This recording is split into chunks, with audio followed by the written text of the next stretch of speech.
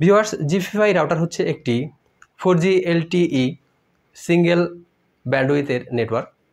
তো বুঝতে পারছেন স্থানভেদে এর নেটওয়ার্ক পারফরমেন্স তারতম্য হবে। আমার পারফরমেন্স ভিডিও দেখে অনেকেই কমেন্ট করেছেন, ভাই আমি আমার রাউটারে কাঙ্ক্ষিত স্পিড পাচ্ছি না। তো ভিউয়ার্স, আজকে আমরা দেখব কি কি কারণে আমার জিপিফাই রাউটারের স্পিড কমে যেতে পারে।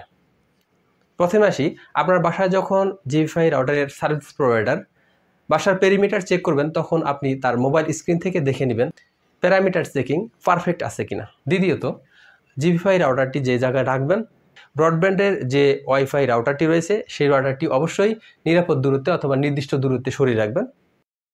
তৃতীয়ত, পিক আওয়ার এবং অফ পিক আওয়ার। পিক আওয়ারে ওয়াইফাই নেটওয়ার্ক কিছুটা স্লো থাকে।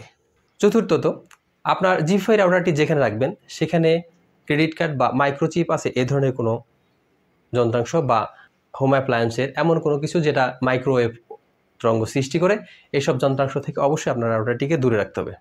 ভিউয়ার্স, জিপিফাই রাউটারের স্পিড কমে গেলে এই সকল বিষয়ে খেয়াল রাখবেন। এছাড়াও জিপিফাই রাউটারের স্পিড কমে গেলে কি করা যেতে পারে এর বেশ কিছু টিপস আমি নেক্সট ভিডিওতে দেখাবো। ধন্যবাদ।